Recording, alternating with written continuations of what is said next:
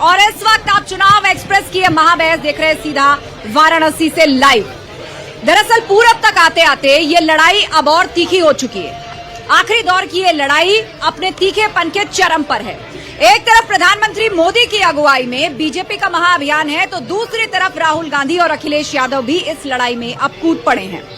पूर्वांचल की 27 सीटों में से 13 सीटों का चुनाव अभी और बाकी है और यही 13 सीटें तय करेंगी कि किसकी सियासत हाई रहने वाली है, किसका सिक्का चलने वाला है। उधर आखिरी चरण से पहले एसपी के कद्दावर नेता नारद राय समाजवादी पार्टी का साथ छोड़कर बीजेपी में शामिल हो गए और ऐन मौके पर उन्होंने अपनी पार्टी को एक बड़ा झटका दे दिया। अब सवाल ये है कि पूर्वांचल के दंगल में 4 जून को किसका होगा मंगल। इसी पर गंगा किनारे से चुनाव एक्सप्रेस में आज होगी महाबहस, लेकिन सबसे पहले आप ये रिपोर्ट देखिए। तो पार करने वाला है, 400 हारने जा रहे हैं। पूर्वांचल का दंगल 4 जून को किसका मंगल। जिन्होंने जनता को लूटा है उनको लौटाना ही पड़ेगा। आखिरी चरण से पहले अखिलेश को बड़ा झटका। यहाँ की जनता बार बार कहती है कि राम भक्त ही राज करेगा दिल्ली के, राम भक्त ही राज करेगा। एसपी के नारद का नमो जा बढ़ेगा सियासी दांव। अग्निवीर योजना के हम खिलाफ हैं। मैं हिंदुस्तान के युवाओं को कहना चाहता हूं, अग्निवीर योजना को इंडिया सरकार फाड़ के कूड़ेदान में फेंकने वाली है। आखिरी चरण के रण में राम भक्त वर्सेस रामद्रोही। महंगाई बढ़ा दी, बताओ महंगाई कहां पहुंचा दी। जो चीजें महंगी हुई वो हम और आप जानते हैं। काशी का प्रण, इस बार जीत का रिकॉर्ड प्रचंड।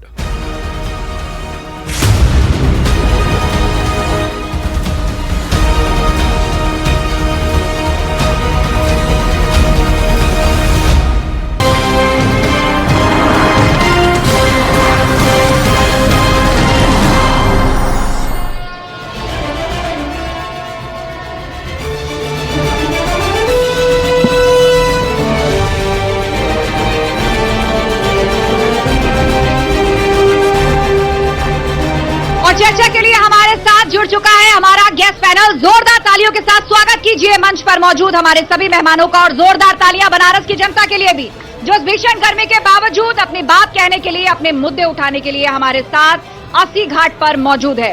हमारे पहले मेहमान हैं मणिशंकर पांडे जी, जो कि प्रवक्ता है एलजेपी के, लोक जनशक्ति पार्टी के। जोरदार तालियों के साथ स्वागत। कांग्रेस की प्रवक्ता रोशनी कौशल जायसवाल हमारे बीच में है।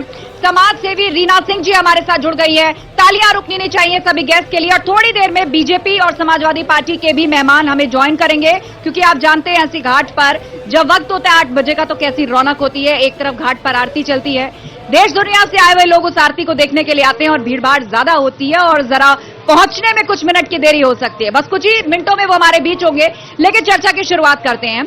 और सबसे पहले टिप्पणी हम लेते हैं मणिशंकर पांडे जी से।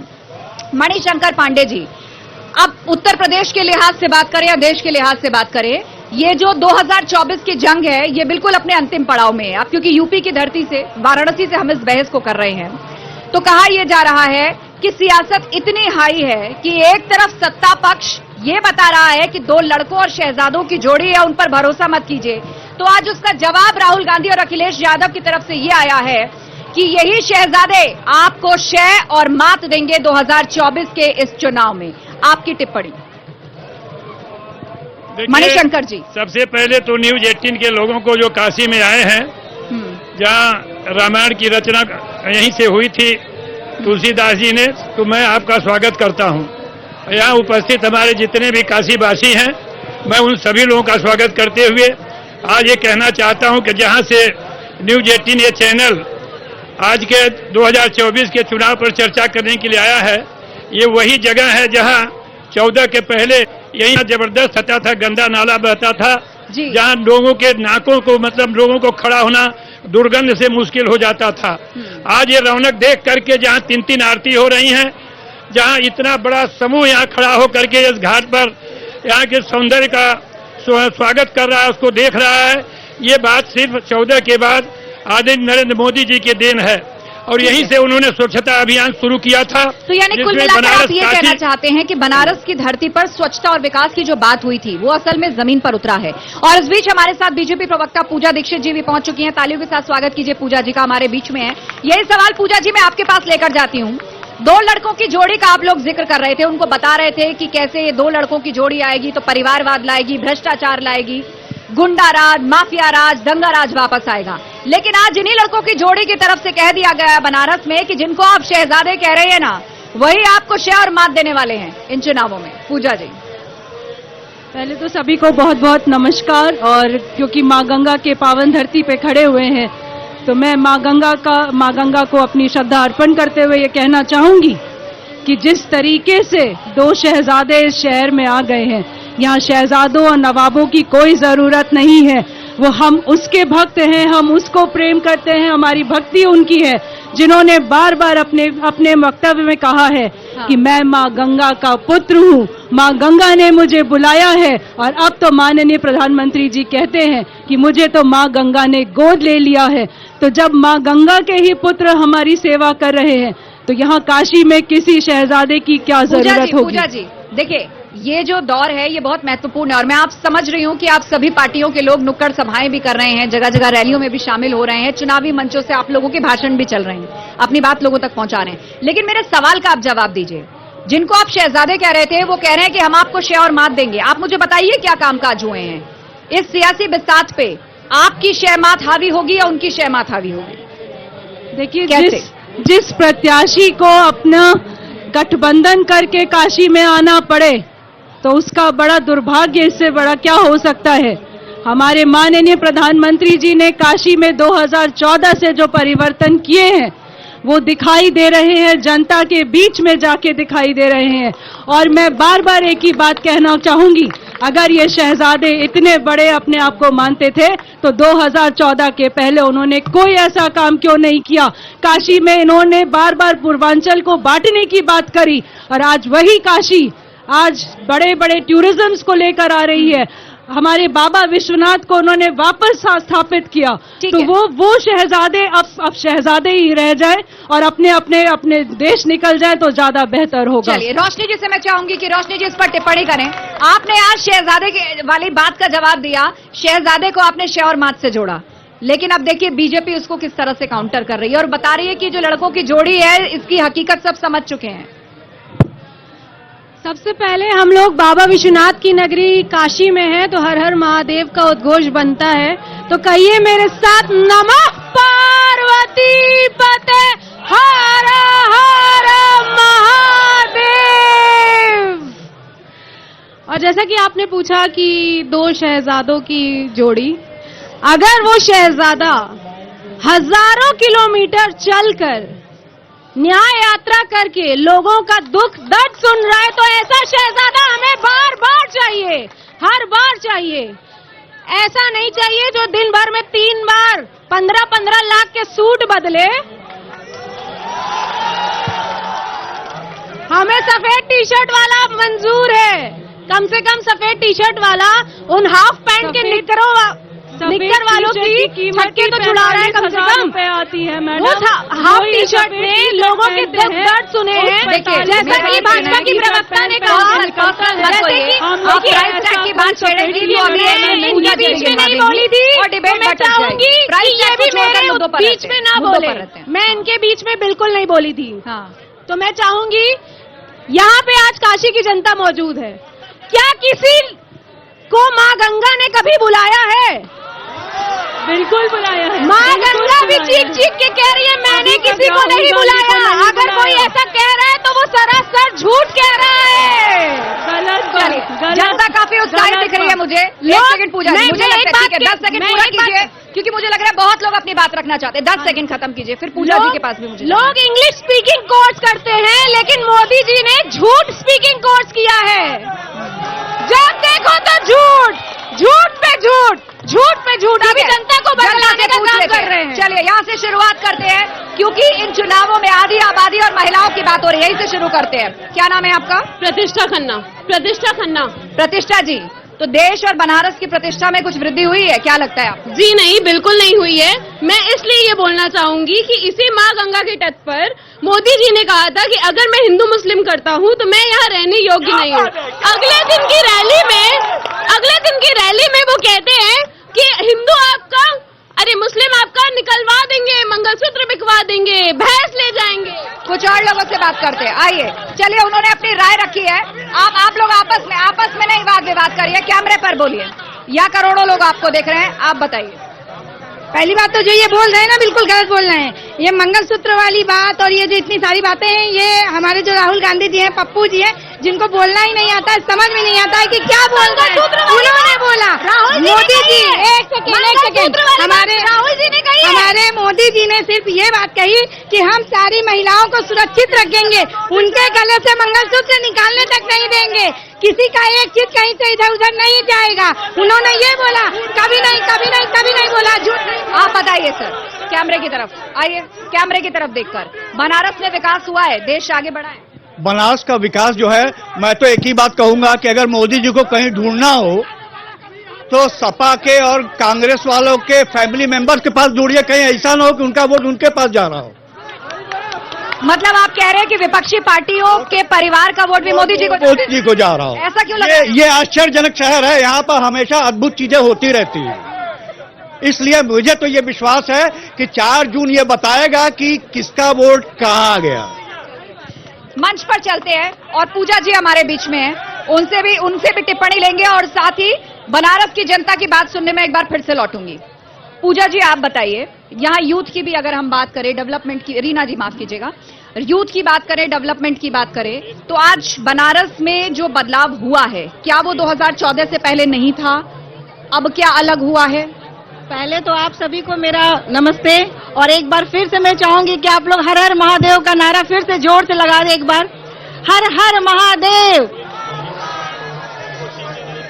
आपने जो पूछा, आज से 10 साल या 15 साल पहले का बनारस देखिए, और मैं एक ही बात कहूंगी, मैं किसी पार्टी से नहीं हूँ, मैं वही बोलूंगी जो दिखता है वो बिकता है।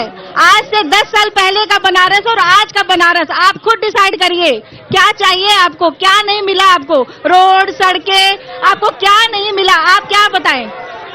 रोजगार, गरीबों को रोजगार भी मिला है, और रहा सवाल हम मिडिल क्लास लोगों का, वो भी मिलेगा।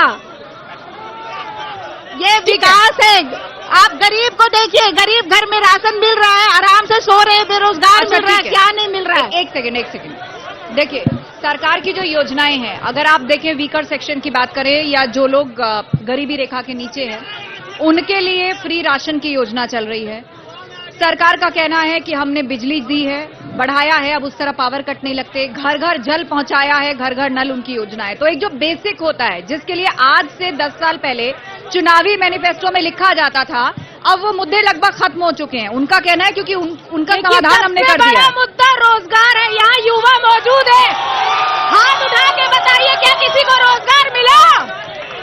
इतना तो मजनू भी नहीं पिटा लैला के प्यार में, इतना तो मजनू भी नहीं पिटा लैला के प्यार में, जितना बेरोजगार युवा पिटा भाजपा की सरकार में। ठीक है, पूजा जी से इस पर जवाब लेते हैं। पूजा जी, हर मंच से रोजगार और महंगाई को लेकर भाजपा को घेरा जा रहा है, और एक तरह से ये माहौल बनाया जा रहा है कि युवा नाराज है। हर संसदीय क्षेत्र में अगर युवाओं की आबादी 2.5 लाख है, तो उनके परिवार की आबादी 3.5 लाख होगी, तो सीधे सीधे वो वोटर जो है विपक्षी खेमे में चला जाएगा। एक इस तरह का भी जो माहौल है वो बनाया जा रहा है, इस पर आप क्या बताना चाहेंगे? मुझे बहुत आश्चर्य होता है कि न्यूज 18 जैसे मंच पे भी शायर और शायरी निकल जाती है। भाई, कोई दिक्कत नहीं है, आप कुछ भी बोलें, लेकिन अगर आपने एक पट्टी बांध रखी है तो उसके लिए मैं कुछ नहीं यहाँ पे बोलूंगी। हर आदमी को अगर व्हाइट कॉलर डी जॉब चाहिए तो उसके लिए पढ़ना पड़ेगा, लेकिन जो युवक खड़े हैं, मुझे ऐसा लगता है कि बेरोजगारी का ये लोग सिर्फ बात करते हैं। इतने ज्यादा स्टार्टअप शुरू हुए, अभी तक किसी ने स्टार्टअप्स की बात नहीं करी थी। प्रधानमंत्री देश में स्टार्टअप्स लेकर आए हैं, और इन डेप्थ नॉलेज है कि इतने सैकड़ों आंकड़ों में भी इतनी लोगों को व्यवसाय मिला है, घर घर बैठे लोगों को, औरतों को व्यवसाय मिला है। आदमी ने अपना अपना रोजगार शुरू कर लिया है। आज एक फूल वाले के पास भी रोजगार है, मंदिर में बाहर बैठे हुए काशी विश्वनाथ के पास भी रोजगार है। आप यहाँ खड़े हैं, यहाँ पे एक चाय वाले से लेकर भी उसके रोजगार चलते हैं। और इसका एक प्रमाण दूंगी, जो हल्ला मचा रहे, जरा उनके पॉकेट से एक मोबाइल निकाल के तो देखिए कि अगर वो स्मार्टफोन है तो ये इकॉनमी अगर बढ़ी नहीं है तो कहाँ से इनके पास स्मार्टफोन आ गया? ये भी तो आपका कहीं ना कहीं इकॉनमी है। स्मार्टफोन किसकी देन थी? स्मार्टफोन किसकी देन थी? जरा इनसे पूछिए तो ये कह रही है स्मार्टफोन क्या मोदी जी की देन है क्या? बिल्कुल, स्मार्टफोन मोदी जी की देन है। बिल्कुल, डिजिटल इंडिया अगर प्रमोट हुआ है तो वो मोदी जी की देन है। आज अगर हम लोग टेक्नोलॉजी मूव कर रहे हैं तो वो मोदी जी की ही देन है। ठीक है, इतना बड़ा सर आपसे जानना चाहेंगे कि ये जो रोजगार का मुद्दा है, अब इसमें बहुत सारी बातें हैं। सरकारी नौकरियों की भी बात होती है, स्वरोजगार की भी बात होती है, स्टार्टअप्स की भी बात होती है। तो ये जो बेरोजगारी का प्रतिशत गिनाया जा रहा है, क्या ये बेरोजगारी 2014 के बाद अचानक बढ़ी है? इस पर तो मुझे लगता है हम लोग कई दशक से बात कर रहे हैं। मैडम देखिए, मैं यहाँ दर्शकों से कहना चाहता हूँ कि आज भारत का डाटा ये है कि पहले लोग जो है बाहर के राज्यों में घूमने जाते थे। गोवा में सबसे ज्यादा लोग घूमने जाते थे। आज गोवा पूरी तरह से फेल हो गया है और आज 3 लाख लोग जो है बनारस में खाली बनारस दर्शन करने के लिए आए हैं। इसमें रोजगार, अगर काशी में हम रोजगार की बात करें तो लाखों लोग काशी में मात्र रोजगार पाए हैं। आज यहाँ पर अंतर्राष्ट्रीय हवाई अड्डा बना है। आज यहाँ पर गंगा के लेकर के तमाम लोग बाहर से आ रहे हैं। बिल्कुल, आज उत्तर प्रदेश का रेवेन्यू बढ़ा है। आज उत्तर घाटों पर प्रदेश भीड़ बढ़ती जा रही है, मंदिरों में भीड़ बढ़ती जा रही है। पूजा जी, बिल्कुल, आपके एक प्रधानमंत्री ने कहा था कि मैं केंद्र से 1 रुपए बेचता हूँ, नीचे 5 पैसा पहुँचता है। और अच्छे से आपको याद होगा कि वो किस सरकार की बात थी। आज उसी सरकार ने कहा कि मैं 1 रुपए बेचता हूँ तो प्रधानमंत्री के केंद्र से 1 रुपए खाते में पहुँचता है। ये करप्शन है सरकार, करप्शन, ये बात आपने यहाँ पर उठाई। और जब 2024 का चुनाव शुरू हुआ था तो ये भी कहा गया था प्रधानमंत्री की तरफ से कि ये भ्रष्टाचार के खिलाफ एक लड़ाई भी है 24 का कानून। वो यूपीए सरकार के घोटाले याद दिलाते हैं कि आप देखिए, कॉमनवेल्थ से लेकर 2G से लेकर कोल ब्लॉक से लेकर एस बैंड से लेकर लिस्ट बढ़ती जाती थी, लेकिन मौजूदा सरकार पर ऐसा कोई बड़ा आरोप नहीं है। जिस तरह टायर की हवा निकल जाने पर टायर पंचर हो जाता है, उसी तरह इस सरकार ने, भाजपा की सरकार ने पेपर लीक करवा के युवाओं का भविष्य पंचर कर दिया है। युवाओं का भविष्य सच में पंचर हो चुका है। शिक्षा की बात तो भारतीय जनता पार्टी वाले करे ही ना। शिक्षा पे 18% GST लगा दी है। शिक्षा पे 18% GST लगाने के बाद शिक्षा कैसे लेकर देखिए, अलग अलग विषयों पर बात करते हैं। आपने रोजगार का मुद्दा उठाया, उस पर हमने 10 से 15 मिनट बात की। अब मुझे आप भ्रष्टाचार पर जवाब दीजिए। भ्रष्टाचार, अब आप मुझे 2G, coal block, S band, Commonwealth, इस पर जवाब दीजिए। भ्रष्टाचार इससे बड़ा क्या होगा? युवाओं के भविष्य का भ्रष्टाचार हो चुका है। युवाओं के भविष्य की चिंता नहीं है भारतीय जनता पार्टी को। एक भी कारखाना नहीं डाला गया काशी की धरती पे पिछले 10 सालों में। तो क्या काशी में किसी को काम नहीं मिल रहा? अगर कारखाना नहीं मिल रहा, लोगों को यहाँ से दिल्ली, बॉम्बे जाना पड़ा। ये आपका विजन है कि आप कारखाने के माध्यम से डेवलपमेंट और रोजगार जनरेशन की बात करती हैं। मोदी ये उनका विजन है कि वो मंदिरों से, कॉरिडोर से इकोनॉमी बूस्ट करते हैं, वो स्वरोजगार की बात करते हैं, वो स्टार्टअप्स की बात करते हैं, वो सरकारी नौकरी भर्तियों की बात करते हैं। पूरी बात कहना चाहूंगी। मोदी जी कहते हैं कि उन्होंने चाय बेची है। क्या किसी ने उनको चाय बेचते हुए देखा है? आप किससे सवाल कर रही हैं? ये लोग तो पैदा भी नहीं हुए होंगे। मुझे लगता है आप और मैं भी पैदा नहीं हुए होंगे। आप सवाल किससे कर रही हैं? मुझे बात बोल लेने दीजिए मुझे। मोदी जी को चाय बेचते हुए किसी ने नहीं देखा है, लेकिन देश बेचते हुए हम सबने देखा है। रेल बेच दी, भेल बेच दी। ये न्यूज़ 18 का मंच है। यहाँ यदि आप आरोप लगाते हैं तो आपको फैक्ट भी रखना होगा, क्योंकि उसी फैक्ट पर फिर आगे बहस होगी। ये चुनावी भाषण का मंच नहीं है जहाँ पर आप खड़े होकर कह दें कि ये बेच दिया, ये हो गया, ये हवा हवाई हो गया। आप उदाहरण दीजिए, आप कंप्लेंट दर्ज कराइए, आप बताइए किस ऑडिट में निकला है कि कहाँ भ्रष्टाचार हुआ है। कुछ लोगों से बात करते हैं, पीछे की तरफ चलते हैं। 1 सेकेंड, हाँ जी बताइए। 1 सेकेंड रुकिए, एक करके बेरोजगारी छोड़िए, 1 सेकेंड। मैडम, मैं केवल राजनीतिक समझ की बात करूंगा। राजनीतिक समझ, अगर ये 2 लोग जो शहजादे हैं यादव परिवार और गांधी परिवार से नहीं होते तो जो वैल्यू इनको मिल रही है क्या मिलती व्यक्तिगत स्तर पर? नहीं मिलती। कुछ और लोगों की बात सुनते हैं, आइए आप। इस देश में बेरोजगारी की समस्या है।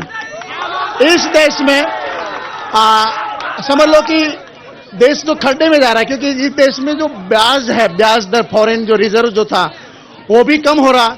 इस देश में जो एनपीए है, एनपीए बढ़ रहा है, और जो लोग नहीं सोच रहे। क्या नाम है, क्या नाम है आप?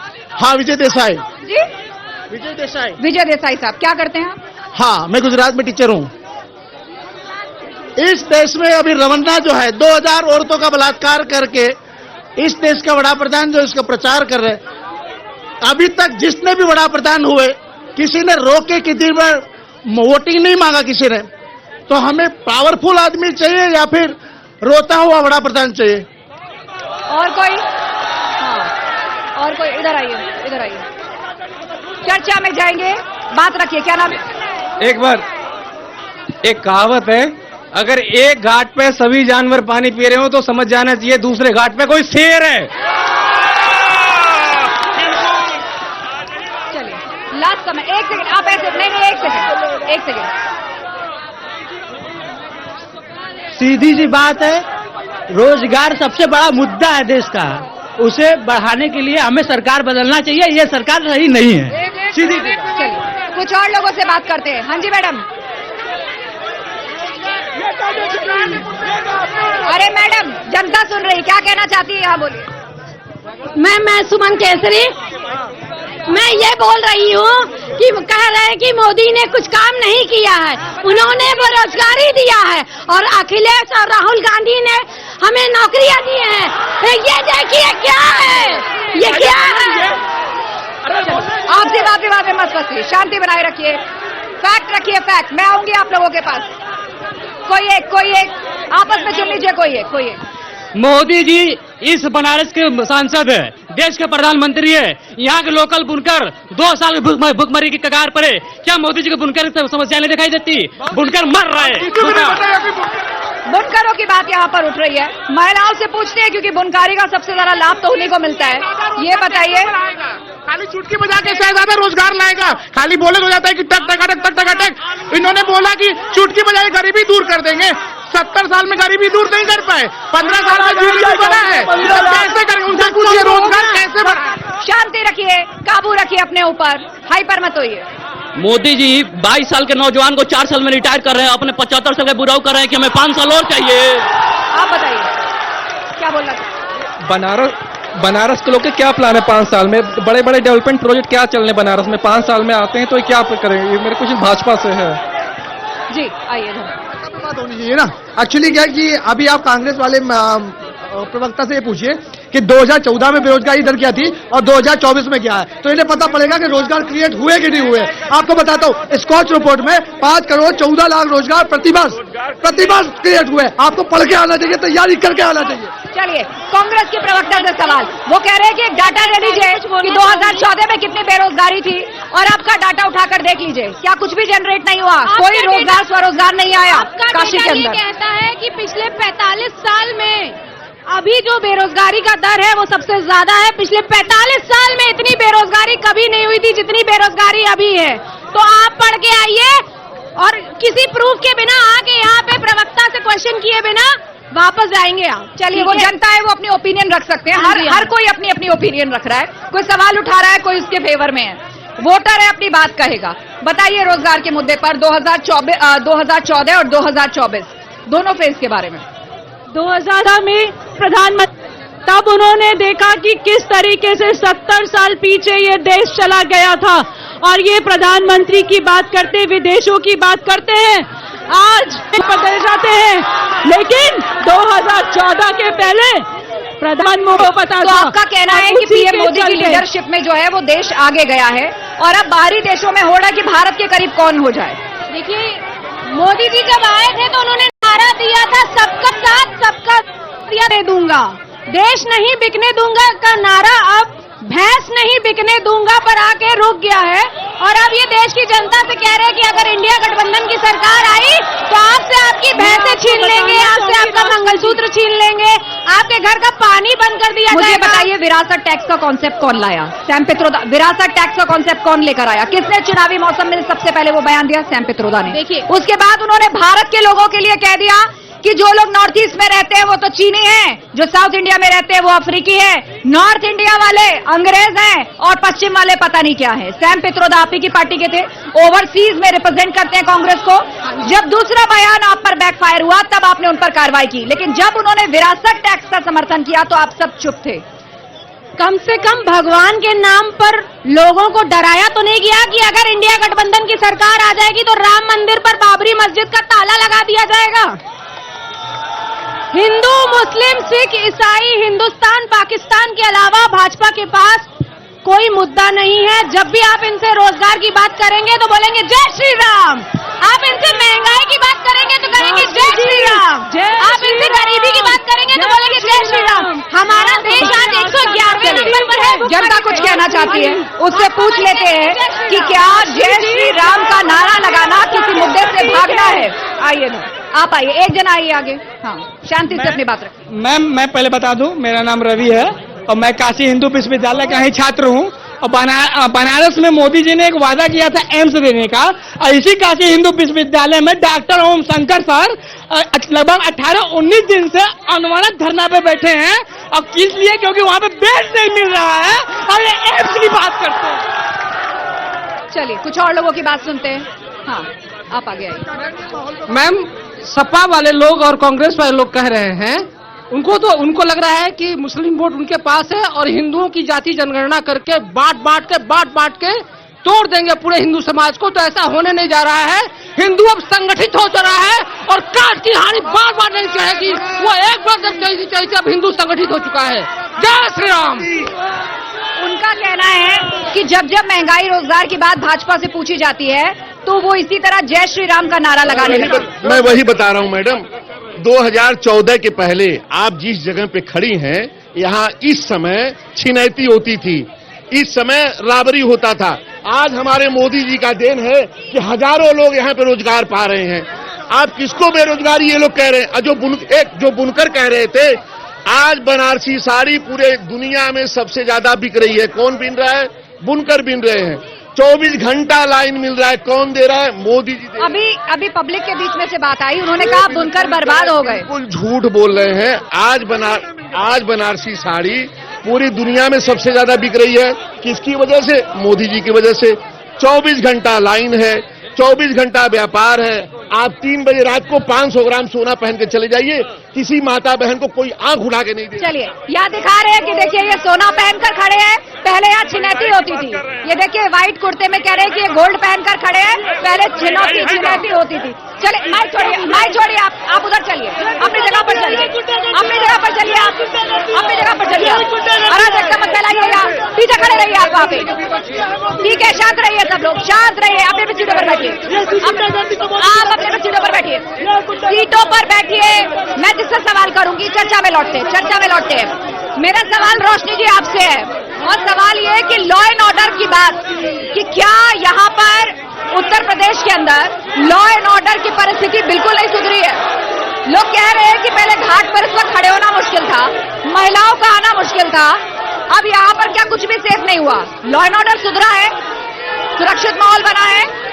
लॉ एंड ऑर्डर की बात हो रही है अगर काशी में। जवाब आपका। मैं पूरी बात कंप्लीट करना चाहूंगी। लॉ एंड ऑर्डर की बात हो रही है। अभी कुछ दिन पहले बीएचयू की छात्रा के साथ रेप होता है जिसमें तीनों भाजपाई नेता शामिल थे। उन तीनों भाजपाई नेता के घर पे अभी तक बुलडोजर नहीं चला है। क्यों नहीं चला है? सिर्फ गरीबों के घर पे बुलडोजर चलवाती है भारतीय जनता पार्टी की सरकार। उस बीएचयू की छात्रा के पास ना ही कोई भारतीय जनता पार्टी का नेता गया, ना ही यहाँ पे जो भारतीय जनता पार्टी की प्रवक्ता बैठी है वो गई। चुनाव में उठाया जा रहा है, उस पर आप क्या बताना चाहेंगे? मुझे लग रहा है रोशनी जी ज्यादातर अखबार नहीं पढ़ती है, सिर्फ सड़कों में घूम लेती है। इनको यही नहीं पता है कि जहाँ पे जैसे ही पता चला सरकार ने कार्रवाई करी, उन छात्रों को अंदर किया, और वो कोई नेता नहीं था मैडम। और उसके बाद सीधे अभी भी वो सजा भुगत रहे हैं। हमारी सरकार में तुरंत फैसले होते हैं। इनकी सरकार की तरह नहीं कि जहां लोग बोल देते हैं लड़के हैं गलती हो जाती है, इस तरीके की बातें भाजपा में नहीं होता है। इस तरीके की अगर बात होती पर्सनल मत जाइए, पर्सनल मत मुझे आप लोगों की आवाज सुनाई नहीं पड़ रही। मुझे लग रहा है मंच पर आना पड़ेगा क्योंकि यहाँ लोगों का उत्साह और उल्लास इतना ज्यादा है कि मैं सुन नहीं पा रही हूँ हमारे गेस्ट जो हैं वो क्या कह रहे हैं। जी आप बताइए, क्या लॉ एंड ऑर्डर के मुद्दे पर आप लोगों से जवाब देते नहीं बन रहा है, इसीलिए आप कई तरह की बातें इन चुनावों में कर रहे हैं? आपको अभी भी बताया, लॉ एंड ऑर्डर की बात करें तो काशी के ही बीएचयू में छात्रा के साथ गैंगरेप हुआ था और जब पता किया गया कि वो गैंगरेप किसने किया तो तीनों के तीनों भाजपाई नेता थे। ठीक है, उनके घर पे अभी तक बुलडोजर क्यों नहीं चला? बार बार कहा जा रहा है कि बीजेपी या उसके किसी विंग से उनके तार जुड़े थे, तो क्या उनको बचाया जा रहा है, कुछ छुपाया जा रहा है? ये इस मामले पर आपका स्पष्टीकरण बनता है। जी बिल्कुल, कोई नहीं बचाया गया। जैसे ही पता चला वैसे ही सख्त कार्रवाई होके उनको सजा दे दी गई है और वो कोई भाजपा के नेता नहीं थे। मैं इसको फिर दोबारा कहना चाहूंगी कि आपकी सरकार ने तो इतना कह डाला कि लड़के हैं, लड़कों से गलती हो जाती है। इस सरकार में तो कम से कम ये हुआ कि जैसे ही पता चला वैसे ही सख्त कार्रवाई होके सब के सब वापस चले गए। और ये एक केस बात करिए, संदेश खाली में तो औरतों को घर से उठाकर ला दिया गया, क्या वो उसमें तो एक टिप्पणी नहीं कर पाए आपके शहजादे।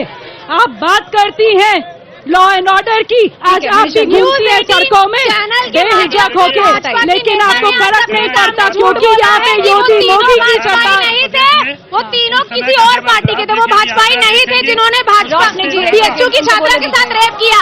गूगल करिए कौन थे वो तीनों, भाजपा का नाम था कि नहीं उनके साथ। मैं आप झूठ नहीं बोल सकती हैं चैनल पे आके, आप झूठ नहीं बोल सकती हैं चैनल पर आकर। ये रोजगार बहुत देर से वो नहीं बोले मणिशंकर जी, उनको बात रखिए। मैं दोबारा आऊंगी आपके पास, बोलिए बोलिए। मैडम, भारतीय जनता पार्टी के सरकार के पहले उत्तर प्रदेश में जब समाजवादी सरकार थी तो उस समय जब कोई घटना होती थी, रामपुर की घटना आपको याद है, वहां पर उनके आजम जी की भैंस चोरी चली गई थी तो उसके सारे सिपाही और सारे पुलिस खाली उस पुलिस के खोज में लगे हुए थे। यही उस समय की स्थिति थी। माताएं बहनें उस समय सड़क पर नहीं निकल सकती थी। इतनी बदतर स्थिति उत्तर प्रदेश की थी, इतनी बदतर स्थिति थी। आज उत्तर प्रदेश में योगी सरकार में आज हिम्मत नहीं है किसी की उत्तर प्रदेश में कि कोई भ्रष्टाचार से कर सके। ठीक है मणिशंकर जी, पूजा जी आप बताइए, विमेन सेफ्टी की बात कर रहे थे हम, लॉ एंड ऑर्डर की बात कर रहे थे। इस तरह की दाग नहीं लगा सकता।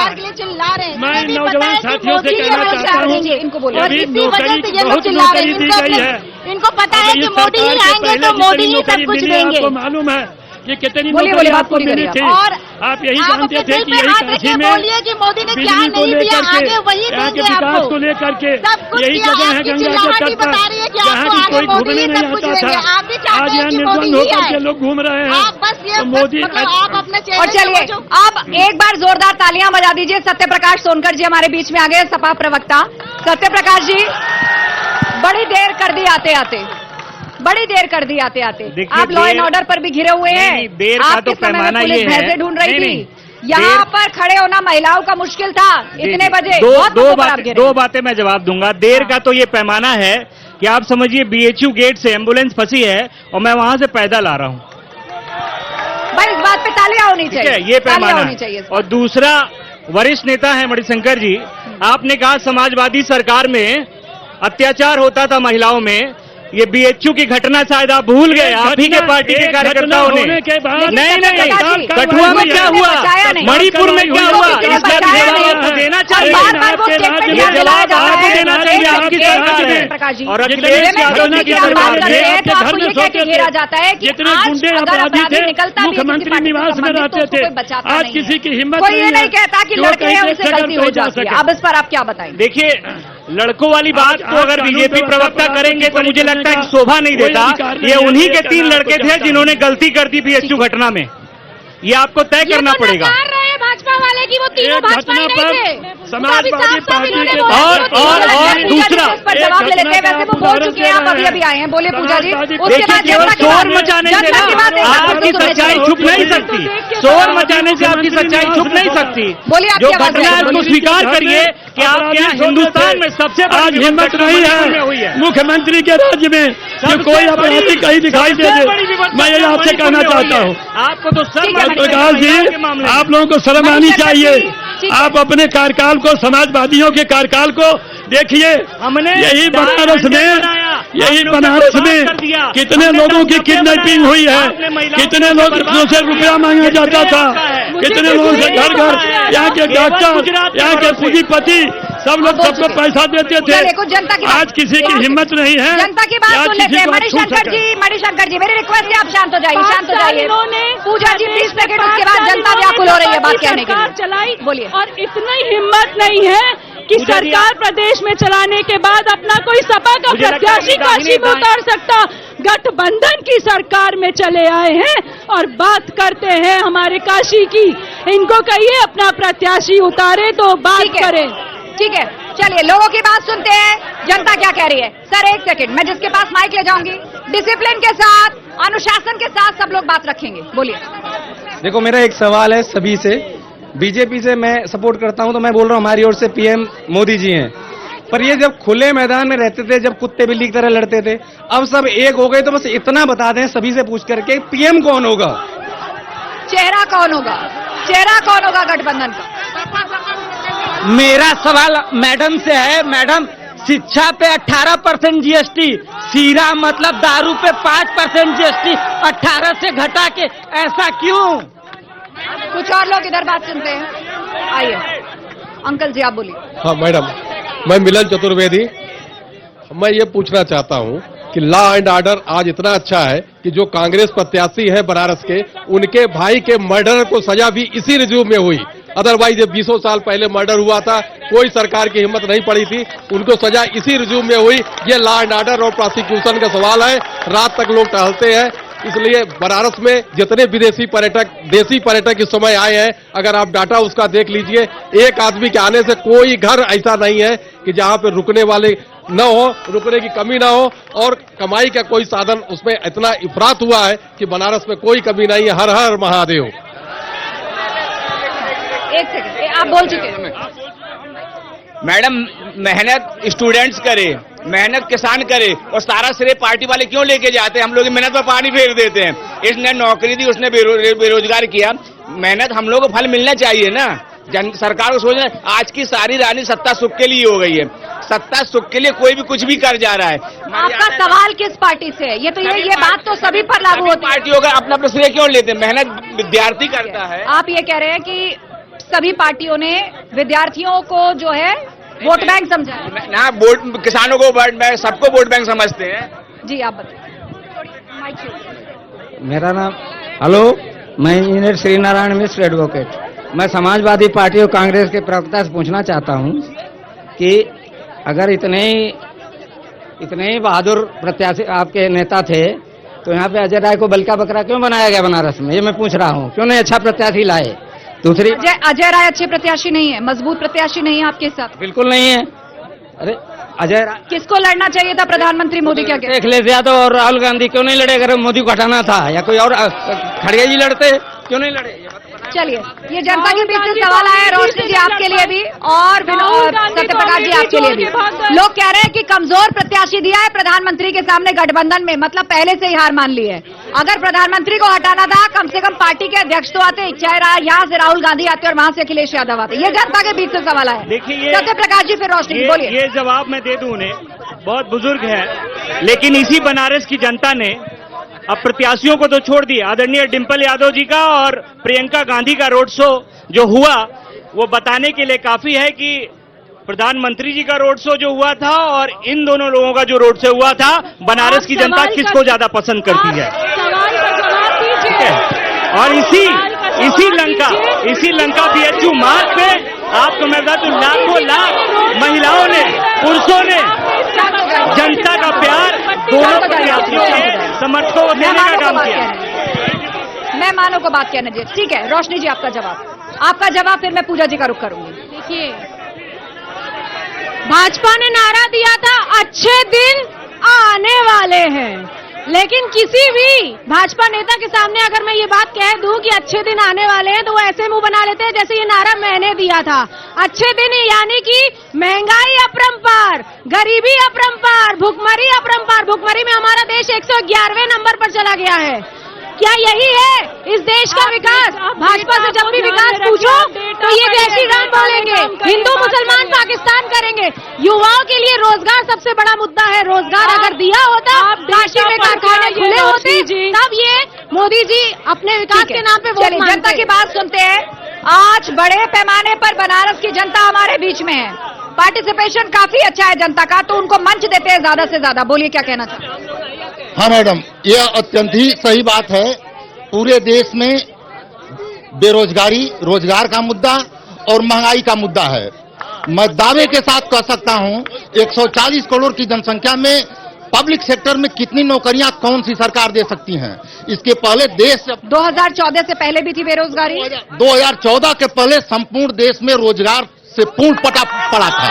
सबको रोजगार था, पहले रोजगार मुद्दा ही नहीं, पूरा रोजगार से पटा पड़ा था। 2014 के बाद मोदी जी आए, रोजगार खा गए। कुछ और लोगों से पूछते हैं। एक सेकंड एक मिनट नहीं, बेकाबू होके नहीं, आराम से।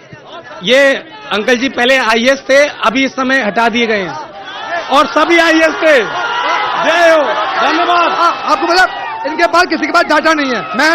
मैंने इनसे पूछा था अरे एक बार शांत रहिए। 2014 की देखिए 2014 की और 2024 की बेरोजगारी दर बता दे। ये केवल एक क्वेश्चन है, उसमें में एक पानी का पानी हो जाएगा 2 मिनट में। आपको केवल बेरोजगारी दर बता। कुछ और लोगों की बात सुनते हैं, कुछ और लोगों की। आप ये लोग महंगाई की बात करते हैं। आज जिसके पास 3000 का मोबाइल रहता रहा, आज 50-50 हजार रुपए का मोबाइल 3 मोबाइल लेके घूम रहा है और साल भर की वेटिंग चल रही है 4 व्हीलर की, और कोई 2 व्हीलर 4 व्हीलर वगैरह नहीं चल रहा है। हर घर में एसी लगा हुआ है। इनको दे दीजिए एक बार। सपा से ये पूछना चाहते हैं, महंगाई बढ़ी है। महिला सशक्तिकरण पे ये हम लोग को बोल रहे हैं, तो माननीय मुलायम सिंह जी ने क्या बोला था कि लड़कों से गलती हो जाती है। मुद्दे बहुत सारे हैं। 1 जून तारीख है, 1 जून की तारीख है जब अपने अपने मुद्दों पर बनारस की जनता वोट करेगी और देश का चुनाव खत्म हो जाएगा। दोनों ही तरफ से, गठबंधन की तरफ से, सत्तारूढ़ दल की तरफ से अपनी पूरी ताकत झोंक दी गई है चुनाव प्रचार में और जनता को ये बताने में कि दरअसल वो उन्हें क्यों चुने। तो आज 80 घाट से चुनाव एक्सप्रेस की महाबहस में बस इतना ही। आप सभी मेहमानों का शुक्रिया चर्चा में शामिल होने के लिए और शुक्रिया बनारस की जनता का भी। बहुत बहुत धन्यवाद, बहुत बहुत धन्यवाद। आप बने रहिए हमारे साथ।